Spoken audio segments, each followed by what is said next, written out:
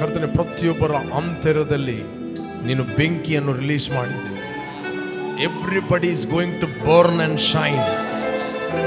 In the name of Jesus, I declare everybody is going to burn and shine hereafter. You're going to burn and shine, burn and shine, burn and shine. Oh, na na na na na na na na na na na na. Oh.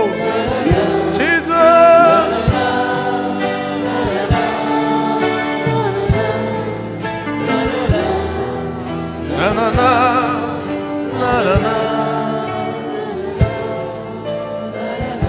Yes, Master. Thank you, Father. ತಂದೆ, ಎಲ್ಲ ಘನತೆಯನ್ನು ನಾವು ನಿನಗೆ ಸಲ್ಲಿಸ್ತಾ ಇದ್ದೇವೆ ಯೇಸು ನಾಮದಲ್ಲಿ ತಂದೆ. Amen. ಎಲ್ಲರೂ ಹೇಳುವ hallelujah.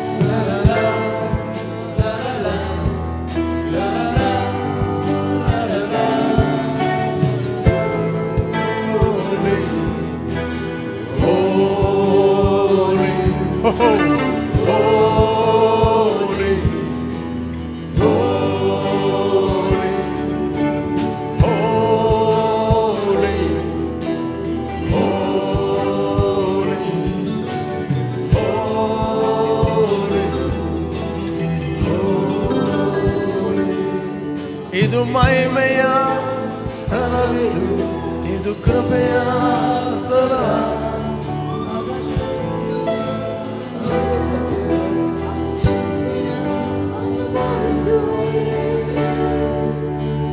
Holy, come on, lift up your hand.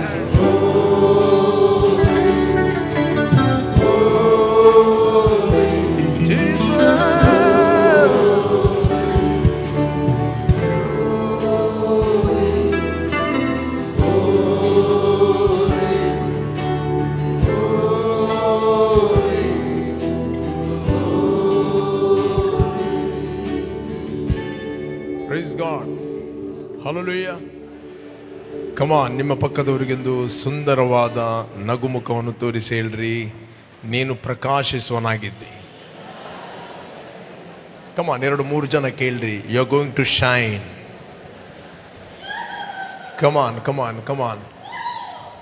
ಹೇಳ್ರಿ, 2-3 ಜನ ಕೇಳ್ರಿ, ಹೇಳ್ರಿ, ನೀನು ಪ್ರಕಾಶಿಸುವನಾಗಿದ್ದಿ. Hallelujah. ಎಷ್ಟು ಮಂದಿ ನಂಬುತ್ತೀರಿ ನೀವು ಪ್ರಕಾಶಿಸ್ತೀರಂತ? ಎಸ್,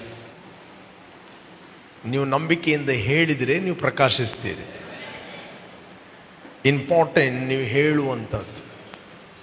ಎಲ್ಲಿಂದ ಹೇಳ್ತೀರಿ ಅದು ಬಹಳ ಪ್ರಾಮುಖ್ಯ. ಎಲ್ಲಿಂದ ಹೇಳುವುದಲ್ಲ, ಇಲ್ಲಿಂದ ಹೇಳಬೇಕು. ಎಲ್ಲಿಂದ ಅಂತ ಹೇಳಿದ್ರೆ ರಿಯಲ್, ನಿಮ್ಮ ಬಾರ್ನ್ ಅಗೇನ್, ರೀಕ್ರಿಯೇಟೆಡ್, ದೇವರ ಪ್ರಸನ್ನತೆಯಲ್ಲಿ 24/7 ಇರುವಂಥ, ಹೊಸದಾಗಿ ಹುಟ್ಟಿದಂಥ, ದೇವರ ಡಿವೈನ್ ನೇಚರಲ್ಲಿ ಹುಟ್ಟಿದಂಥ ಆತ್ಮನಿಂದ ಹೇಳುವಂಥದ್ದು. ಆ ಮನುಷ್ಯ ಮಾತಾಡಬೇಕು. ರೈಟ್, ಒಳಗಿದ್ದಾನಲ್ಲ ಅಡಗಿಕೊಂಡು ಅವನು ಮಾತಾಡಬೇಕು. Praise God. ಪಕ್ಕದವರಿಗೆ ಹೇಳಿ, ಅವನಿಗೆ ಹೊರಗೆ ಬರಲಿಕ್ಕೆ ಬಿಡು. ಕಮಾನ್ ಕಮಾನ್, 2-3 ಜನಕ್ಕೆ ಇಲ್ಲಿ, ಅವನಿಗೆ ಹೊರಗೆ ಬರಲಿಕ್ಕೆ ಬಿಡು. ನಿನ್ನ ಸ್ಟೋರಿಯೇ ಚೇಂಜ್ ಆಗ್ತದೆ. ಕಮಾನ್ ಹೇಳಿ, ನಿನ್ನ ಸ್ಟೋರಿಯೇ ಚೇಂಜ್ ಆಗ್ತದೆ. ಹಲ್ಲೆಲೂಯಾ. ನಿಮ್ಮ ಸ್ಟೋರಿ ಚೇಂಜ್ ಆಗುತ್ತದೆ. ನಿಮ್ಮ ಹಳೆಯ ಸ್ಟೋರಿಗಳನ್ನು ನೀವು ಮಾತಾಡೋದಿಲ್ಲ. ಯಾವಾಗ ಒಳಗಿಂದ ಏಳುತ್ತೀರಿ, your story, entire story will change. ಹಾ,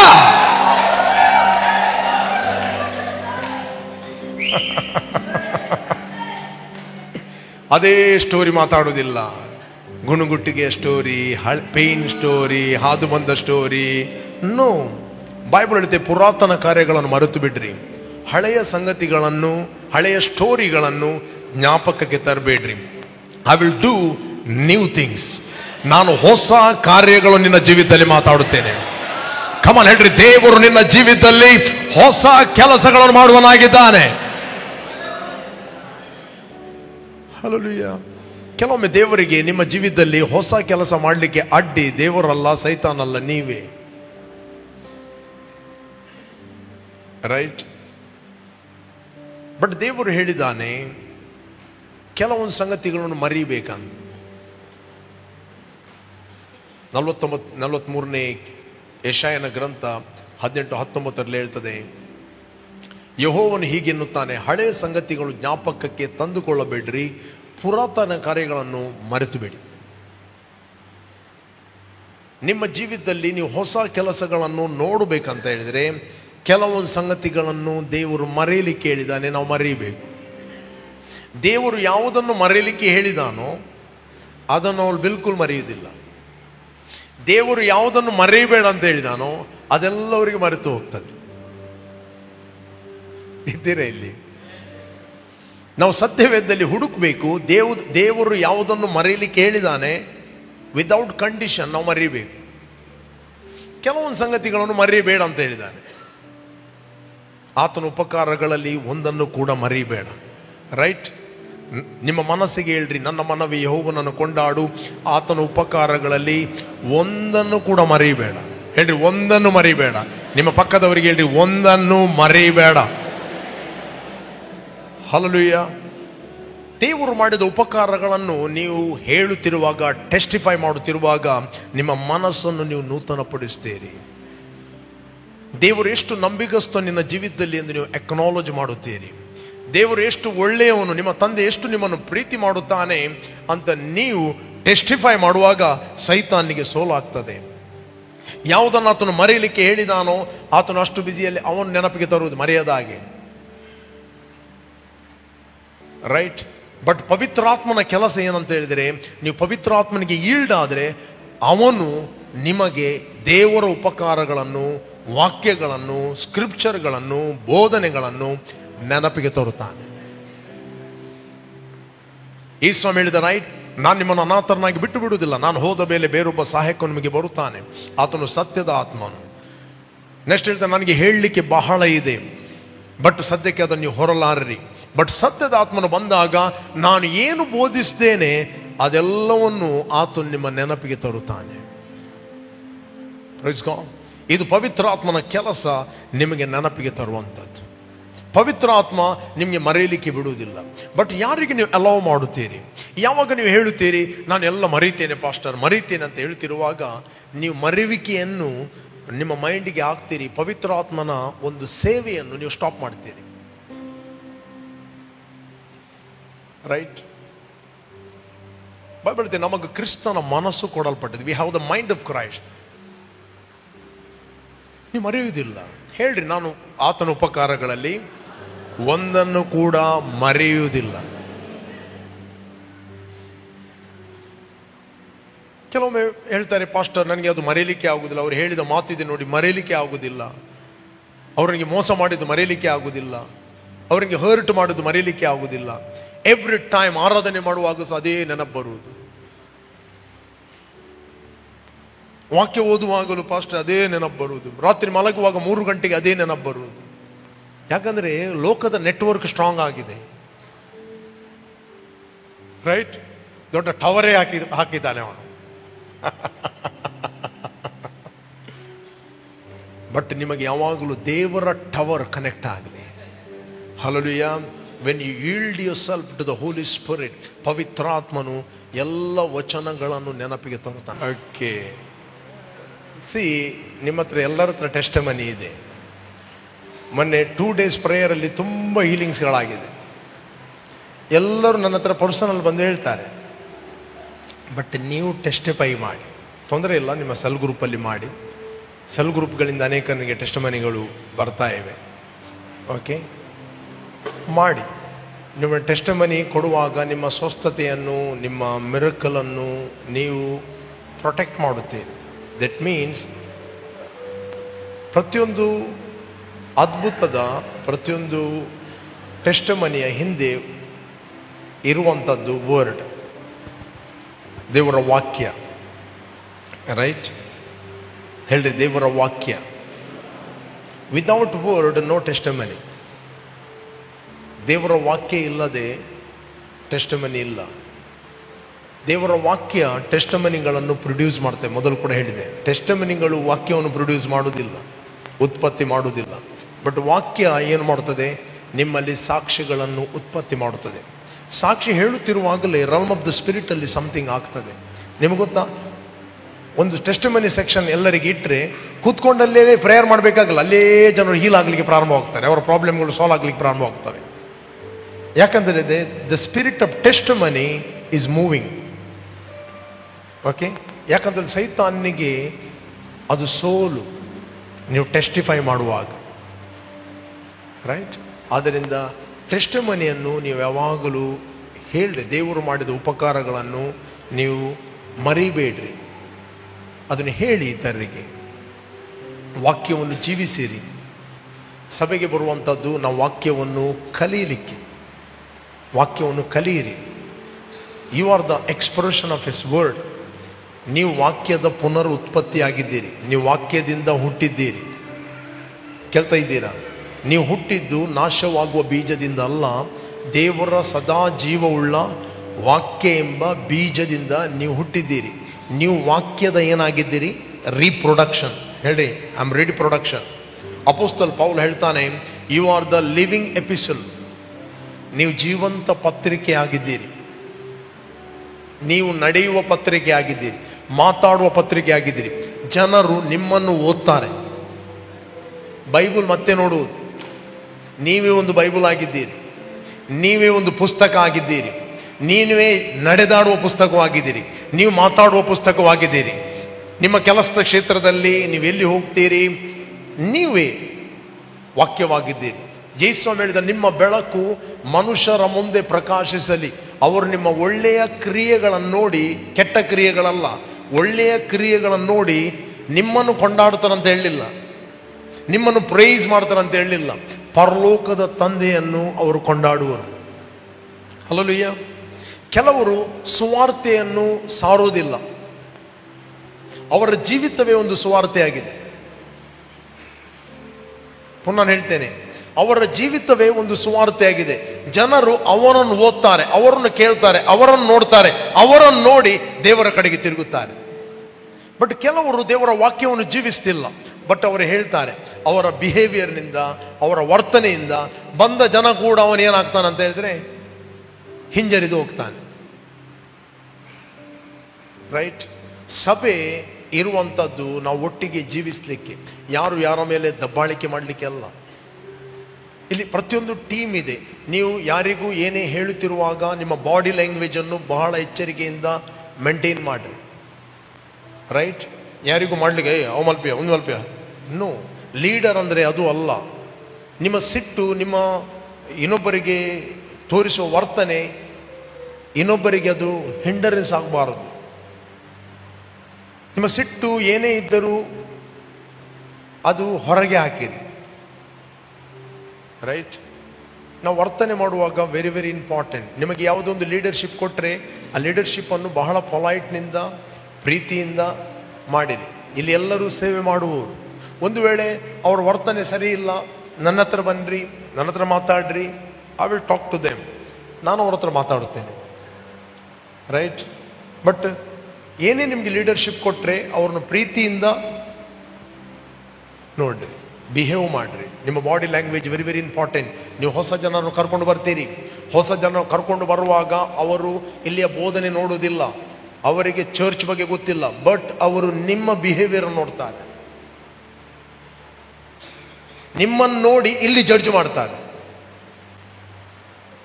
ಕೇಳ್ತಾ ಇದ್ದೀರಾ? ನಿಮ್ಮನ್ನು ನೋಡಿ ಇಲ್ಲಿ ಜಡ್ಜ್ ಮಾಡ್ತಾರೆ. ನೀವು ಕೆಲಸಕ್ಕೆ ಹೋಗುವ ಸಂದರ್ಭದಲ್ಲಿ ಹೇಗೆ ನೀವು ವರ್ತಿಸ್ತೀರಿ? ಮುಂಜಾನೆ ಎದ್ದು ದೊಡ್ಡ ಸ್ವರದಿಂದ ಆಶೀರ್ವದಿಸುವವನು ಅವನಿಗೇನು ಕೇಳ್ತಾನಂತೆ? ಶಪಿಸುವವನಾಗೆ ಕೇಳ್ತಾನಂತೆ. ಕೆಲಸಕ್ಕೆ ಹೋದ ಸಂದರ್ಭದಲ್ಲಿ ಒಳ್ಳೆಯ ಕೆಲಸ ಮಾಡಿ ಅಲ್ಲಿ ಜೋರಾಗಿ ಟಂಗ್ಸ್ ರೊಕ್ಕೋ ಭಾಷಾ ಗಾಲಿ ಖಾದಲ್ಲೋಬೇ ಅಂತ ಮಾತಾಡಬೇಡಿ. ಹೋದಲ್ಲಿ ಕೆಲಸದಲ್ಲಿ ನಿಂಬೆಗೆ ಹೆಂಚಿನ ತಿಂಡಿಯ ಒಡೆ ಒಪ್ಪೀನಿ ಮೂಡಬೇಡಿ ಅಪ್ಪ ಯಾ ಪಂಡ್ತೆ ಆತ ಅವಳು ಪೂತಿನಾಗಲು ಸ್ವಲ್ಪ ಹೂ ಇಸ್ ದ ಪ್ರಾಬ್ಲಮ್? ಕೆಲಸ ಮಾಡುವ ಸಂದರ್ಭದಲ್ಲಿ ಒಳ್ಳೆ ಕೆಲಸ ಮಾಡಿ, ಟಂಗ್ಸಲ್ಲಿ ಮಾತಾಡು, ಒಳಗಿಂದ ಮಾತಾಡು, ವರ್ಷಕಲಂದ್ರು ಅಂತ ಮಾತಾಡಿ, ಮತ್ತು ಮನೆಯಲ್ಲಿ ಬಂದು ಮಾತಾಡಿ. ಮನೆಯಲ್ಲಿ ಇಡೀ ದಿನ ರೀಲ್ಸ್ ನೋಡುದು,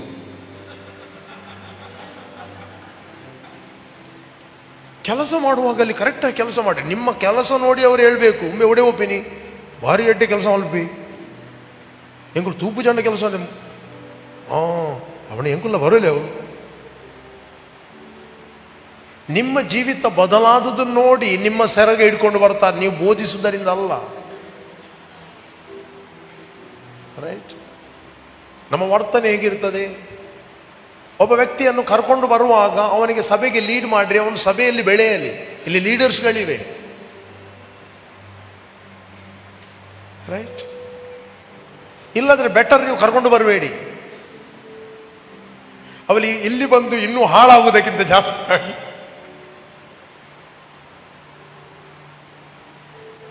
ಎಸ್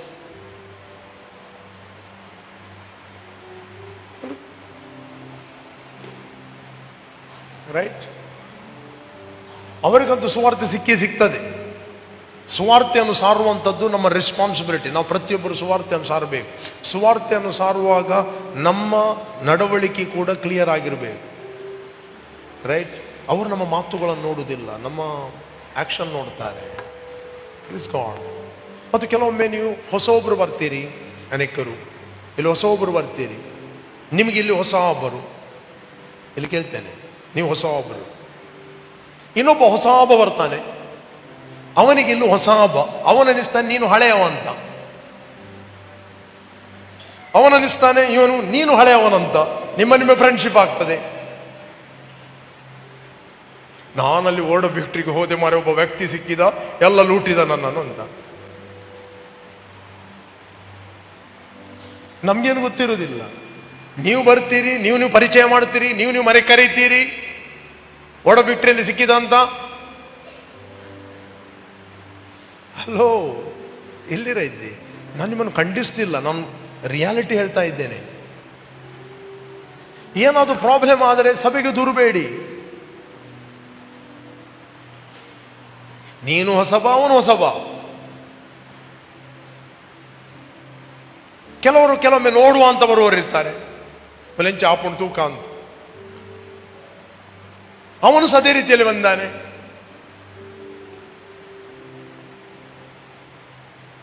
ಹಲೋ, ಇದ್ದೀರಾ ಇಲ್ಲಿ? ಬರುವಾಗ ಇಲ್ಲಿ ಪಾಸ್ಟರ್ ಇದ್ದಾರೆ, ಬನ್ನಿ ನನ್ನ ಹತ್ರ ಮಾತಾಡಿ, ರೈಟ್? ಮಾತಾಡಿ. Come, God loves you so much. ದೇವರು ನಿಮ್ಮನ್ನು ಪ್ರೀತಿ ಮಾಡುತ್ತಾನೆ. ಅದಕ್ಕೋಸ್ಕರ ಯಾರು ನಿಮ್ಮನ್ನು ಮಿಸ್ಗೈಡ್ ಮಾಡೋದಾಗೆ ನೋಡಿಕೊಳ್ಳಿರಿ, ರೈಟ್? ಯಾಕಂದರೆ ಸಭೆ ಬೆಳೆಯುತ್ತಿರುವಾಗ ಹೊಸಬರ ಸಂಖ್ಯೆ ಜಾಸ್ತಿ ಇರ್ತದೆ. ನಮಗೆ ಗೊತ್ತಾಗೋದಿಲ್ಲ. ನೀವು ಹಿಂದಿನಿಂದ ಬರ್ತೀರಿ, ಹೋಗ್ತೀರಿ, ಮತ್ತೆ ಹೇಳ್ತೀರಿ ಪಾಸ್ಟರ್ ನಾನು ಬಂದಿದ್ದೆ ಅಂತ. ಗೊತ್ತಾಗೋದಿಲ್ಲ. 10 ಜನ, 20 ಜನ, 100 ಜನ ಇರುವಾಗ ಗೊತ್ತಾಗ್ತದೆ ಅವ್ರನ್ನೆಲ್ಲ. ಬಟ್ ನಿಮ್ಮದೆಲ್ಲ ನನಗೆ 1-2 ಸರ್ತಿ ಬಂದ ಕೂಡಲೇ ಪರಿಚಯ ಆಗ್ತದೆ, ರೈಟ್?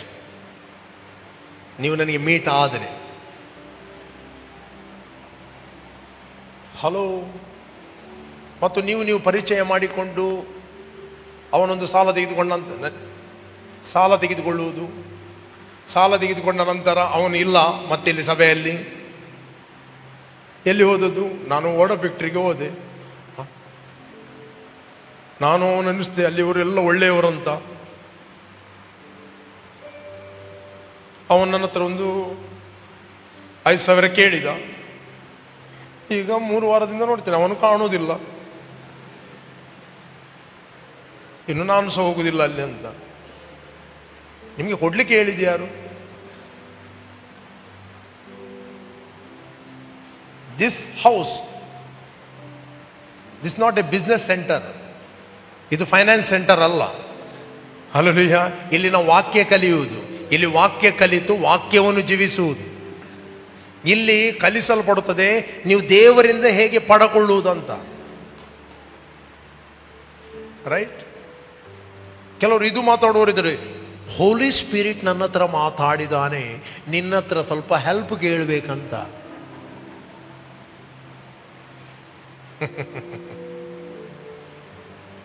ಯಾರು ಕೇಳಿದ್ದಾನೆ? ಪವಿತ್ರ ಆತ್ಮನ ಹೇಳಿದ್ದಾನೆ. ಇವನು ಪವಿತ್ರ ಆತ್ಮನ ಕಿಸೆಯಲ್ಲಿದ್ದಾನೆ.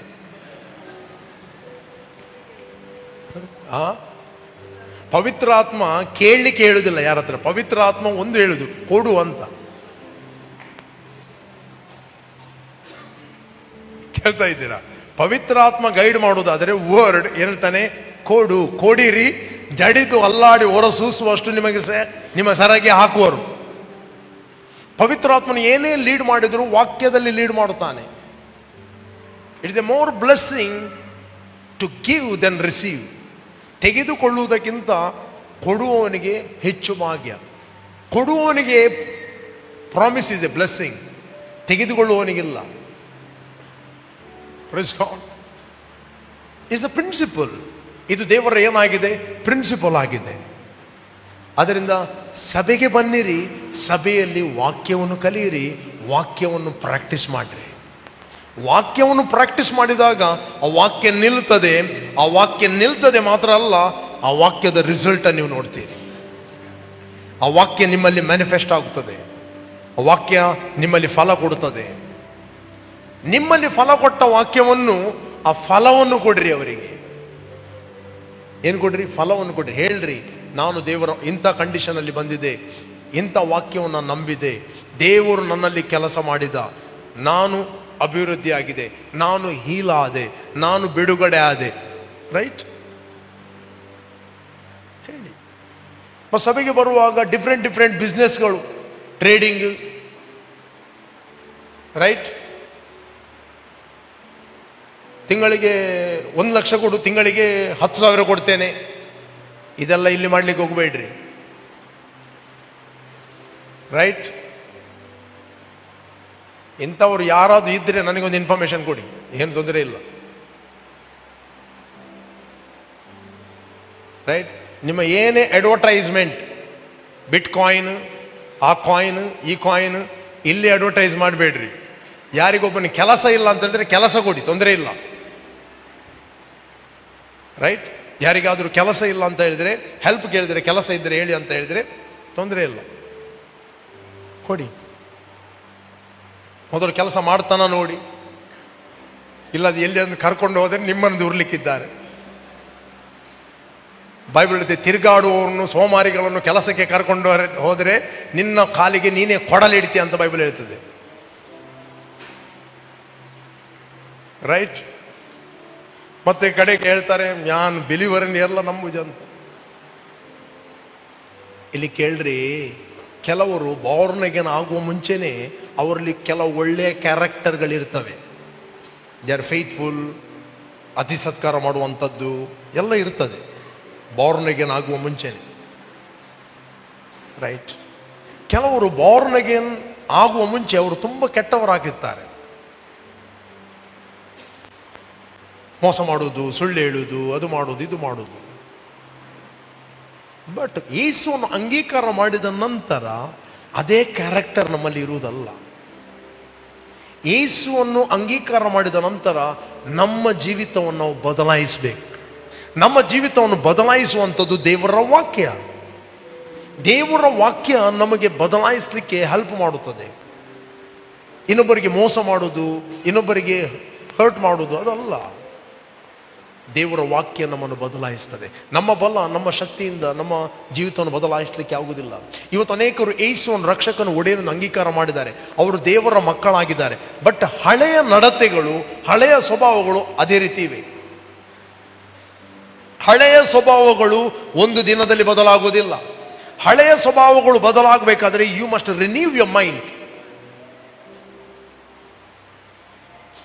4 chapter 23-22 verse.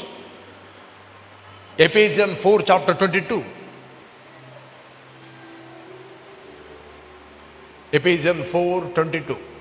Quick, fast. ಯೇಸುವಿನಲ್ಲಿರುವ, ಹೇಳ್ರಿ ಕಮಾನ್, ಯೇಸುವಿನಲ್ಲಿರುವ ಸತ್ಯ ಉಪದೇಶವು ಯಾವುದೆಂದರೆ, ನೀವು ನಿಮ್ಮ ಹಿಂದಿನ ನಡತೆಯನ್ನು ಅನುಸರಿಸದೆ ಪೂರ್ವ ಸ್ವಭಾವವನ್ನು ತೆಗೆದು ಹಾಕಿಬಿಡ್ಬೇಕು. ಯಾರು ಮಾಡಬೇಕದನ್ನು? ನಾವೇ ಮಾಡಬೇಕು. This is our responsibility. See, ಯೇಸುನಲ್ಲಿರುವ ಸತ್ಯ ಉಪದೇಶವು ಯಾವುದೆಂದರೆ, ನೀವು ನಿಮ್ಮ ಹಿಂದಿನ ನಡತೆಯನ್ನು ಅನುಸರಿಸದೆ, old action that you put off concerning your former conduct, ಹಳೆಯ ಸ್ವಭಾವಗಳು, ಓಕೆ, ಅನುಸರಿಸದೆ ಪೂರ್ವ ಸ್ವಭಾವವನ್ನು ತೆಗೆದು ಹಾಕಿಬಿಡಬೇಕು. ಅದು ಮೋಸಕರವಾದ ದುರಾಶೆಯಿಂದ ಕೆಟ್ಟು ಹೋಗುವಂಥದ್ದು. ನೆಕ್ಸ್ಟ್ ಏನು ಹೇಳ್ತದೆ? 23ನೇ ವಚನ, ನೀವು ನಿಮ್ಮ ಆಂತರ್ಯದಲ್ಲಿ, ಕಮಾನ್ ಎಲ್ಲರೂ ಹೇಳ್ರಿ, ನಾವು ನಮ್ಮ ಆಂತರ್ಯದಲ್ಲಿ, ನಿಮ್ಮ ಆಂತರ್ಯದಲ್ಲಿ ಹೊಸ ಸ್ವಭಾವ ವರ್ಗಾವಣೆ ಆಗಿದೆ. ನಿಮ್ಮ ಆಂತರ್ಯದಲ್ಲಿ ಪವಿತ್ರಾತ್ಮನು ಇದ್ದಾನೆ. ನಿಮ್ಮ ಆಂತರ್ಯದಲ್ಲಿ ನೀವು ಹೊಸ ಸೃಷ್ಟಿಯಾಗಿದ್ದೀರಿ. ನಿಮ್ಮ ಆಂತರ್ಯದಲ್ಲಿ ದೇವರ ಪ್ರಸನ್ನತೆಯಲ್ಲಿ ಒಂದಾಗಿದ್ದೀರಿ. You are one with his divinity. Hello, ಇದ್ದೀರಾ ಇಲ್ಲಿ? ನಿಮ್ಮ ನಿಮ್ಮ ನಿಮ್ಮ ಆತ್ಮ ದೇವರ ಪ್ರಸನ್ನತೆಯಲ್ಲಿ 24/7 ಇದೆ. ಬಟ್ ನಿಮ್ಮ ಮೈಂಡಿಗೆ ಗೊತ್ತಿಲ್ಲ. 20 ವರ್ಷದಲ್ಲಿ ರಕ್ಷಣೆ ಹೊಂದಿದ್ದಾರೆ, 30 ವರ್ಷದಲ್ಲಿ ರಕ್ಷಣೆ ಹೊಂದಿದ್ದಾರೆ. 30 ವರ್ಷದಲ್ಲಿ ನೀನು ಏನೆಲ್ಲ ಮಾಡಿ ಹೋಗಿದ್ದಿ, ಆ ರೆಕಾರ್ಡ್ಗಳೆಲ್ಲ ನಿನ್ನ ಮೈಂಡಲ್ಲಿ ಇದೆ. ಓಲ್ಡ್ ಕ್ಯಾಸೆಟ್ ಮೈಂಡಲ್ಲಿ ಇದೆ. ಬಟ್ ನಿನ್ನ ಆತ್ಮದಲ್ಲಿ ಏನಿದೆ ಅದು ಹೊರಗೆ ಬರಲಿಕ್ಕೆ ನಿನ್ನ ಮೈಂಡ್ ಅಷ್ಟು ಈಸಿಯಾಗಿ ಬಿಡುವುದಿಲ್ಲ. ನೀನು ಟಂಗ್ಸ್ ಅಲ್ಲಿ ಮಾತಾಡುತ್ತಿ, ಪವಿತ್ರಾತ್ಮನಿಂದ ತುಂಬಲ್ಪಟ್ಟಿದೆ. ಪವಿತ್ರಾತ್ಮನ ವರಗಳು ಆಪರೇಟ್ ಆಗಬಹುದು. Even word of knowledge, word of wisdom operate ಆಗಬಹುದು. ಒಬ್ಬನ ಕಂಡೀಷನ್ ರಿವೀಲ್ ಮಾಡಬಹುದು. ಬಟ್ ನಿನ್ನ ಹಳೆ ಆಕ್ಷನ್ ಚೇಂಜ್ ಮಾಡ್ಬೇಕಂತ ಹೇಳಿದ್ರೆ ನೀನು ಪವಿತ್ರಾತ್ಮನ ವರಗಳಿದ್ದರಿಂದ ಅಲ್ಲ, ದೇವರ ವಾಕ್ಯದ ಮೂಲಕ ನಿನ್ನ ಮನಸ್ಸನ್ನು ನೂತನಪಡಿಸಬೇಕು. You must renew your mind. See, ನೀವು ನಿಮ್ಮ ಆಂತರ್ಯದಲ್ಲಿ ಹೇಳ್ರಿ, ನಾವು ಆಂತರ್ಯದಲ್ಲಿ ಹೊಸಬರಾಗಿ, ಆಂತರ್ಯದಲ್ಲಿ ಹೊಸ ಸ್ವಭಾವ ಇದೆ, ಆಂತರ್ಯದಲ್ಲಿ ದೇವರ ಪ್ರಸನ್ನತೆ ಇದೆ, ಆಂತರ್ಯದಲ್ಲಿ ದೇವರ ಆತ್ಮನಿದ್ದಾನೆ. ಈ ಆಂತರ್ಯದಲ್ಲಿ ನಾವು ಕ್ರಿಸ್ತನಲ್ಲಿ ಇದ್ದೇವೆ. ನಾವು ಆದಾಮನಲ್ಲಿ ಇಲ್ಲ, ನಾವು ಕ್ರಿಸ್ತನಲ್ಲಿ ಇದ್ದೇವೆ. ಆದಾಮನಿಂದ ದೇವರು ತೆಗೆದು ನಮ್ಮನ್ನು ಕ್ರಿಸ್ತನಲ್ಲಿ ಇಟ್ಟಿದ್ದಾನೆ. We are in Christ. ಈಗ ಕ್ರಿಸ್ತನಲ್ಲಿ ಇದ್ದೇನಂತ ನಿಮ್ಮ ಮೈಂಡಿಗೆ ನೀವು ಪ್ರೋಗ್ರಾಮ್ ಮಾಡಬೇಕು. ನಿಮ್ಮ ಮೈಂಡಿಗೆ ಹೇಳಬೇಕು, ಪುನಃ ಪುನಃ ಮಾತಾಡಬೇಕು, ಮೆಡಿಟೇಟ್ ಮಾಡಬೇಕು. ಇನ್ Christ I am A new creation. In Christ I am A new creation. In Christ I am A new creation. ಕ್ರಿಸ್ತನಲ್ಲಿ ನಾನು ಹೊಸ ಸೃಷ್ಟಿಯಾಗಿದ್ದೇನೆ. ಈಗೋ ಪೂರ್ವ ಸ್ಥಿತಿ ಹೋಯಿತು, ಎಲ್ಲವೂ ನೂತನವಾಯಿತು. ಈಗೋ ಅಂದ್ರೆ ಏನು? ನೋಡುವಂಥದ್ದು. ನೋಡು ನೋಡು ನೋಡು. I am A new person. I am A new man. New man ಯಾವಾಗ ಪ್ರಕಟಣೆ ಆಗ್ತದೆ? ನಿನ್ನ ಮೈಂಡ್, ನಿನ್ನ ಆತ್ಮಕ್ಕೆ ಹೋಲ್ಡ್ ಆಗುತ್ತದೆ. ಒಂದು ಗಾಡಿಯ ಸ್ಟೇರಿಂಗ್ ಕಂಟ್ರೋಲ್ ಇದೆ ಅಂತ ಹೇಳಿದ್ರೆ ಇಡೀ ಬಾಡಿ ಕಂಟ್ರೋಲಿಗೆ ಬರ್ತದೆ. ಕೇಳ್ತಾ ಇದ್ದೀರಾ? ನೀನು ಗಾಡಿಯನ್ನು ಎಷ್ಟು ಸ್ಪೀಡ್ ಬಿಡ್ತಿ ಇಂಪಾರ್ಟೆಂಟ್ ಅಲ್ಲ, ಸ್ಟೇರಿಂಗ್ ಅನ್ನು ಹೇಗೆ ಪರಿಸ್ಥಿತಿ ಬರುವ ಕಂಟ್ರೋಲ್ ಮಾಡ್ತಿ.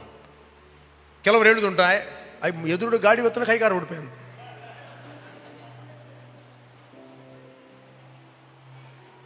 ರೈಟ್?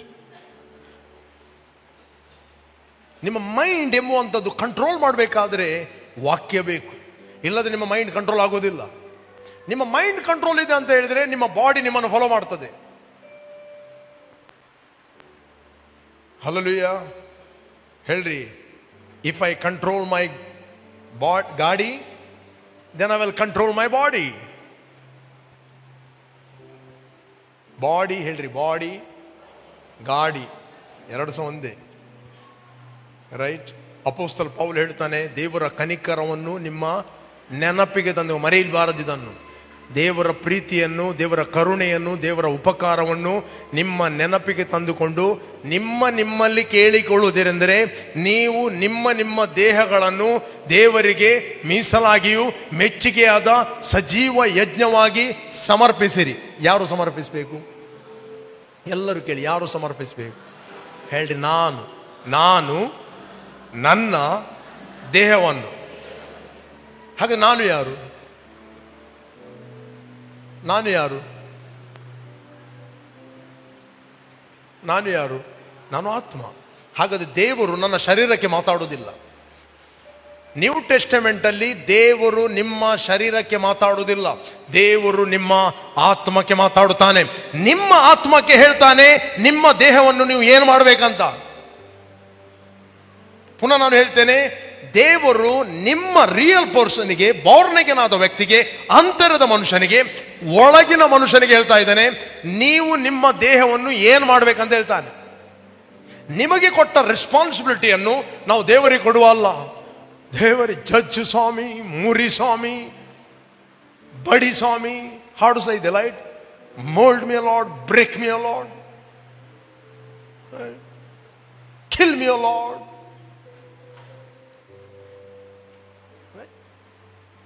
ನೀನು ಆಲ್ರೆಡಿ ಸತ್ತಿದ್ದಿ, ಇನ್ನು ಕಿಲ್ ಆಗುವುದಿಲ್ಲ. ರೈಟ್? ಕ್ರಿಸ್ತನಲ್ಲಿ ಆಲ್ರೆಡಿ ನೀವು ಸತ್ತಿದ್ದೀರಿ. ಹೇಳ್ರಿ, ಕ್ರಿಸ್ತನಲ್ಲಿ ನಾವು ಆಲ್ರೆಡಿ ಸತ್ತಿದ್ದೇವೆ. ಪಾಪದ ಪಾಲಿಗೆ ಸತ್ತಿದ್ದೇವೆ, ಪಾಪದ ಸ್ವಭಾವಕ್ಕೆ ನಾವು ಸತ್ತಿದ್ದೇವೆ, ಡಿಸ್ಕನೆಕ್ಟ್ ಆಗಿದ್ದೇವೆ. ಈಗ ನಾನು ಕೊಲ್ಲುವಂಥ ದೇವರಿಗೆ ಹೇಳುವುದಲ್ಲ, ನಿಮ್ಮ ದೇಹದ ದುರಾಭ್ಯಾಸಗಳನ್ನು ನೀವು ನಾಶ ಮಾಡ್ರಿ, ದೇವರಿಗೆ ಹೇಳುವುದಲ್ಲ. ಬೈಬಲ್ ಹೇಳ್ತಿದೆ, ಕಿಲ್ ಯುವರ್ ಓಲ್ಡ್ ಡೀಡ್ಸ್. ಇದೇ ಬೈಬಲಲ್ಲಿ ಎಲ್ಲಿದೆ? ಎಲ್ಲಿದೆ? ರೋಮನ್ಸ್ 8:12 ಓದಿ. ನನ್ನ ನಡೆಸುವವಾನಿ. Therefore, brethren, okay, we are debtors not to the flesh, to live according to the flesh. ಹೀಗಿರಲಾಗಿ ಸಹೋದರರೇ, ನಾವು ಹಂಗಿನಲ್ಲಿದ್ದೇವೆ, ಆದರೆ ಪವಿತ್ರಾತ್ಮಾನುಸಾರ ನಡೆಯುವ ಹಂಗಿನಲ್ಲಿದ್ದೇವೆ, ಹೊರತು ಶರೀರ ಭಾವವನ್ನು ಅನುಸರಿಸಿ ಬದುಕಬೇಕೆಂಬ ಹಂಗಿನಲ್ಲಿಲ್ಲ. ನೆಕ್ಸ್ಟ್, ನೀವು ಶರೀರವನ್ನು ಅನುಸರಿಸಿ ಬದುಕಿದರೆ ಸಾಯುವುದು ನಿಶ್ಚಯ. ನೀವು ಪವಿತ್ರಾತ್ಮನಿಂದ ದೇಹದ ದುರಾಭ್ಯಾಸಗಳನ್ನು ನಾಶ ಮಾಡುವುದಾದರೆ ಜೀವಿಸುವಿರಿ. For if you live according to the flesh you will die, but if by the spirit you put to death, ಹೇಳ್ರಿ, put to death the deeds of the body, you will live. ಶರೀರದ old ಹ್ಯಾಬಿಟ್ಗಳನ್ನು ಪವಿತ್ರಾತ್ಮನ ಬಲದಿಂದ ನಾವೇ ಅದನ್ನು kill ಮಾಡಬೇಕು. ಹೇಗೆ? ಪವಿತ್ರಾತ್ಮನು ಕೊಡುವಂಥ ದೇವರ ವಾಕ್ಯವನ್ನು ನಿಮ್ಮ ಕತ್ತಿಯಾಗಿ ಉಪಯೋಗಿಸಿರಿ. ಕತ್ತಿ ಯಾವುದು? ನೀವು ರೇಮಾ ವರ್ಡ್ ಮಾತಾಡುವಂಥದ್ದು. ನಿಮ್ಮ ಆತ್ಮದ ಒಳಗಿಂದ ಹೊರಡುವ ಒಂದೊಂದು ಮಾತು ಅದು ಕತ್ತಿಯಾಗಿದೆ. ಅದು ರೋಗಗಳನ್ನು ಕಟಪ್ ಮಾಡುತ್ತದೆ, ಗೆಡ್ಡೆಗಳನ್ನು ಕಟಪ್ ಮಾಡುತ್ತದೆ, ಓಲ್ಡ್ ಹ್ಯಾಬಿಟ್ಗಳನ್ನು ಕಟಪ್ ಮಾಡುತ್ತದೆ. You must speak God's word. ನಿದ್ರೆ ಮಾಡುವವನೇ ಪಕ್ಕದವರಿಗೆ ಹೇಳು. ನಾನು ಶಾರೀರಿಕ ನಿದ್ರೆ ಮಾಡಿ ಹೇಳಿದಲ್ಲ, ನೀವು ಎಚ್ಚರವಾಗಿದ್ದರೆ ಗೊತ್ತು. Right? You must renew your mind. ನಿಮ್ಮ ಮೈಂಡನ್ನು ಹೇಗೆ ರಿನ್ಯೂ ಮಾಡುವುದು? ಕ್ರಿಸ್ತನಲ್ಲಿ ನಾನು ಯಾರು? ಕ್ರಿಸ್ತನಲ್ಲಿ ನಾನು ಯಾರು? ನನಗೇನು ಕೊಡಲ್ಪಟ್ಟಿದೆ? ನಾನು ಏನು ಮಾಡಲು ಶಕ್ತ?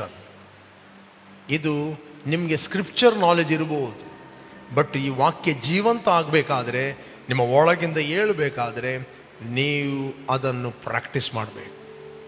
ನೀವು ಪ್ರಾಕ್ಟೀಸ್ ಮಾಡಿದಾಗ ಮಾತ್ರ ನಿಮ್ಮ ದೇಹ ನೀವು ಹೇಳಿದಾಗೆ ಕೇಳ್ತದೆ. ನೀವು ದೇಹ ಏನು ಹೇಳ್ತದೆ ಅದು ಕೇಳುವುದಿಲ್ಲ. ಗಾಡಿಯಲ್ಲಿ ಹೋಗುವ ವ್ಯಕ್ತಿ ದೇವರು ಇಟ್ಟಾಗೆ ಆಗ್ತದೆ, ಹೋಗ್ತೇನೆ ಅಂತ ಮಲಗಿದಾಗ ಏನಾಗ್ತದೆ? ಗಾಡಿ ಹೋಗ್ತದೆ, ಹೋಗಿ ಎಲ್ಲಿಯಾ ಒಂದು ಉಳ್ಳಾಲ ಸಂಕದಲ್ಲಿಯಾ ಅಥವಾ ಎಲ್ಲಿಯಾದರೂ ಸೇತುವೆಯಲ್ಲಿಯಾ ಕಂಡಲ ಘಾಟಲ್ಲಿ ಹೋಗಿ ಬೀಳ್ತದೆ ಅಷ್ಟೇ. ಕೆಲವರು ಸಭೆಗೆ ಬರ್ತಾರೆ ರಿಲೀಜಿಯಸ್ ಆಗಿ, ದೇವರಿಟ್ಟಾಗೆ ಆಗ್ತದೆ. ಯಾರಾದರೂ ಗಾಡಿ ಬಿಡುವಾಗ ದೇವರಿಟ್ಟಾಗೆ ಆಗ್ತದೆ ಅಂತ ಹೇಳ್ತೀರಾ? ಗಾಡಿ ಬಿಡುವಾಗ ನೀವು ರೆಸ್ಪಾನ್ಸಿಬಿಲಿಟಿಯಲ್ಲಿ ಇರ್ತೀರಿ. ಗಾಡಿಯನ್ನು ಬಿಡುವಾಗ ಏನು ಮಾಡ್ತೀರಿ? ಸ್ಟೇರಿಂಗ್ ಅನ್ನು ಕಂಟ್ರೋಲ್ ಮಾಡ್ತೀರಿ. ಎಲ್ಲಿ ಹೋಗ್ಬೇಕಂತ ಗಾಡಿಗೆ ನೀವೇ ಹೇಳ್ತೀರಿ. ಅದೇ ರೀತಿ ನಿಮ್ಮ ದೇಹಕ್ಕೆ ಏನು ಮಾಡ್ಬೇಕಂತ ನೀವು ಹೇಳಬೇಕು. ದೇಹ ನಿಮಗೆ ಹೇಳುವುದಲ್ಲ ನೀನು ಏನು ಮಾಡ್ಬೇಕಂತ. ದೇಹ ಅಲ್ಲಿ ಕೆಂಪು ಬೋರ್ಡ್ ನೋಡುವಾಗ ಅಲ್ಲಿ ಹೋಗು ಅಂತ ಹೇಳ್ತದೆ. ರೈಟ್? ಪಿಕ್ಚರ್ ಟಾಕೀಸ್ ಹೀಗೆ ನೋಡುವಾಗ ಅಲ್ಲಿ ಹೋಗು ಅಂತ ಹೇಳ್ತದೆ. ದೇಹಕ್ಕೆ ತುಂಬಾ ಹಸಿವು ಬಾಯಾರಿಕೆ ಇದೆ, ಅದೆಲ್ಲನೂ ಕೊಡುವವರಲ್ಲ. ಹಲೋ, ಇದ್ದೀರಾ ಇಲ್ಲಿ? ದೇಹ ತುಂಬ ಕೇಳ್ತದೆ. ನಿಮ್ಮ ಮಕ್ಕಳು ಏನೆಲ್ಲ ಕೇಳಿದರೆ ನೀವು ಕೊಡ್ತೀರಾ? ಅದು ತುಂಬ ಕೇಳ್ತದೆ. ಫಿನೈಲ್ ನೋಡಿದ್ರೆ ಫಿನೈಲ್ ಕೇಳ್ತದೆ, ವಿಷ ಕೇಳಿದ್ರೆ ವಿಷ ಕೇಳ್ತದೆ, ಪಿನ್ ಕೇಳ್ತದೆ. ನಿಮಗೊತ್ತುಂಟು ನಿಮ್ಮ ಮಕ್ಕಳಿಗೆ ಏನು ಕೊಡಬೇಕು, ಏನು ಕೊಡಬಾರದಂತ. ಇದ್ದೀರಾ ಇಲ್ಲಿ? ಅದೇ ರೀತಿ ನಿಮ್ಮ ದೇಹ ಕೂಡ ತುಂಬ ಕೇಳ್ತದೆ. ಬೀಡಿ ಕೇಳ್ಬೋದು, ಜರ್ದ ಕೇಳ್ಬೋದು, ರೈಟ್, ಮತ್ತೆಂತ ಪಾನ್ ಮಸಾಲ ಕೇಳ್ಬೋದು. ಇಲ್ಲಿ ಇಡಲಿಕ್ಕೆ ಸೈಡಲ್ಲಿ ಎಷ್ಟು ಅಲ್ಲಿ ಪ್ಯಾಕೆಟಲ್ಲಿ ಹಾಕಲ್ಪಟ್ಟಿದೆ ಕ್ಯಾನ್ಸರ್ ಬರ್ತದಂತ. ಇಮಿಡಿಯೇಟ್ಲಿ ಅದನ್ನು ತಿನ್ನುವ ಗುಂಗಿನಲ್ಲಿ ಉಂಟು, ಅದೆಲ್ಲ ಮರೆತು ಹೋಗ್ತಾರೆ. ಕ್ಯಾನ್ಸರ್ ಬನ್ನ ಬೊಕ್ಕ ತೂಕ ಅಂತ. It will effect your teeth. ಯಾಕೆ? ಡೆಂಟಿಸ್ಟ್ಗಳ ಪರಿಚಯ ನನಗೆ ಇದೆ, ಅವರು ಹೇಳ್ತಾರೆ, ಬೇರೆ ಯಾರು ಹೇಳುವುದಲ್ಲ, ಯಾಕೆ ನಾವು ತಿನ್ನಬಾರದಂತ. ನಿಮ್ಮ ಹಲ್ಲಿನ ಟಿಶ್ಯೂ ಇದೆ ನೋಡಿ, ಅದು ಡ್ಯಾಮೇಜ್ ಮಾಡಿಬಿಡ್ತದೆ. ಅದನ್ನು ತಿನ್ನುವುದಲ್ಲ. ಯಾಕೆ ತಿನ್ನುವುದು ಅದನ್ನು? ಅದರ ಬದಲು ಒಂದು ಆ್ಯಪಲ್ ತಿನ್ನಿ, ಅಟ್ಲೀಸ್ಟ್ ನಿಮ್ಮ ಹೊಟ್ಟೆಗೆ ಒಂದು ವಿಟಮಿನ್ ಇರ್ತದೆ. ಇದು ಕಾರಣ ಟೈ ಆಗಲಿಕ್ಕೆ ತಿನ್ನುವುದಲ್ಲ, ಇಲ್ಲಿ ಟೈ ಆಗಲಿಕ್ಕೆ. ಇಲ್ಲಿ ಟೈ ಮಾಡಲಿಕ್ಕೆ ಪವಿತ್ರಾತ್ಮನು ಕೊಡಲ್ಪಟ್ಟಿದ್ದಾನೆ. ಆತನು ರಿಯಲ್ ಟೈಮ್ ಕೊಡ್ತಾನೆ. It's a real vine. ಯಾಕೆ ನಾವು ಹೊರಗಿನಿಂದ ಶರೀರ ಕೇಳುವಂಥ ಸಂತೋಷವನ್ನು ಕೊಡಬೇಕು? ನಮ್ಮ ಒಳಗೆ ಒಂದು ಸಂತೋಷ ಇದೆ, ನಮ್ಮ ಒಳಗೆ ಒಂದು ಪವಿತ್ರಾತ್ಮ ಇದೆ. ತಿನ್ನುವುದು ಕುಡಿಯುವುದು ದೇವರ ರಾಜ್ಯ ಅಲ್ಲ. ನೀತಿಯು ಪವಿತ್ರಾತ್ಮನಿಂದ ಉಂಟಾಗುವ ಆನಂದವೇ ಅದೇನಾಗಿದೆ? ದೇವರ ರಾಜ್ಯ. ಪವಿತ್ರಾತ್ಮ ನಿಮ್ಮ ಒಳಗೆ ಒಂದು ಆನಂದ ಉಂಟು ಮಾಡಿದ್ದಾನೆ, ಜಾಯ್ ಇಟ್ಟಿದ್ದಾನೆ, ಸಂತೋಷವನ್ನು ಇಟ್ಟಿದ್ದಾನೆ. ಆದ್ದರಿಂದ ನಿಮ್ಮ ದೇಹಕ್ಕೆ ಏನು ಮಾಡಬೇಕಂತ ನೀವು ಹೇಳ್ರಿ. ಪಾಸ್ಟರ್, ನನಗೆ ಸಿಟ್ಟು ಕಂಟ್ರೋಲ್ ಆಗುವುದಿಲ್ಲ. ಸಿಟ್ಟು ಕಂಟ್ರೋಲ್ ಆಗುವುದಿಲ್ಲ. ಸಿಟ್ಟು ಇಲ್ಲಿಗೆ ಹೇಳ್ರಿ, ಎಷ್ಟು ಮಂದಿಗೆ ಸಿಟ್ಟು ಬರ್ತದೆ? ಕಮಾನ್, ನಿಜವಾಗಿ ನೀವು ಕೈ ಮೇಲೆ ಹಾಕಿ, ಮೇಲೆ ಹಾಕಿ. ಎಷ್ಟು ಮಂದಿ ಸಿಟ್ಟು ಬರ್ತದೆ? ಜೆನ್ಯೂನ್. ಎಲ್ಲಿಂದ ಬರ್ತದೆ ಅದು? ಕಕ್ಕ ಬರ್ತದಂತ ಕೇಳಿದ್ದೇನೆ ನಾನು. ಸಿಟ್ಟು ಬರುವುದಲ್ಲ, ಸಿಟ್ಟು ಮಾಡುವುದು. ಸಿಟ್ಟು ಬರುವುದಲ್ಲ, ಇಲ್ಲಿ ಕೇಳ್ರಿ, ಸಿಟ್ಟು ಬರುವುದಲ್ಲ, ಸಿಟ್ಟು ಮಾಡುವುದು. ನಿನ್ನ ಹೆಂಡತಿಗೆ ಹೆಂಗ ಗರ್ವ ಮನೆ ಬಂದಲ್ಲ ಅಂತ, ಅದೇ ಬಾಸ್ ಎಂದದ ದಯಗೆ ಇವನಿಗೆ ಲಾಸ್ ಇದೆ, ಕೆಲಸ ಹೋದ್ರೆ ತಿನ್ನಿಸುವುದೇ ಅಂತ.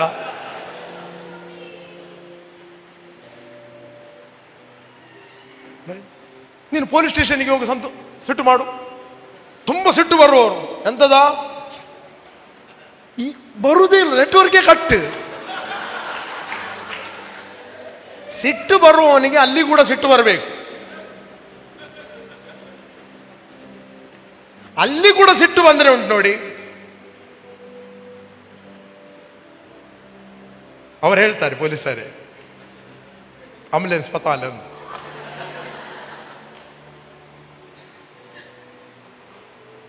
ಎಲ್ಲ ನಿಮ್ಮ ಕೈಯಲ್ಲಿದೆ. ಹಲೋ, ಸಿಟ್ಟು ಬರುವುದಲ್ಲ, ಸಿಟ್ಟು ಮಾಡುವುದು. ಸಿಟ್ಟಿಗೆ ಅಂತ ಟಾಯ್ಲೆಟ್ ಇದೆಯಾ ಬರಲಿಕ್ಕೆ?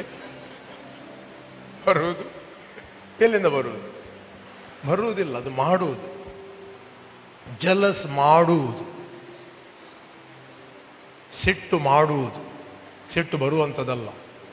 ಆದ್ದರಿಂದ ನೀವು ತೀರ್ಮಾನ ಮಾಡ್ರಿ, ನಾನು ಸಿಟ್ಟು ಮಾಡುವುದಿಲ್ಲ ಅಂತ. ಕಮಾನ್, ಪಕ್ಕದವ್ರಿಗೆ ಹೇಳ್ರಿ, ನಾನು ಸಿಟ್ಟು ಮಾಡುವುದಿಲ್ಲ. 2-3 ಜನ ಕೇಳ್ರಿ, ನಾನು ಸಿಟ್ಟು ಮಾಡುವುದೇ ಇಲ್ಲ.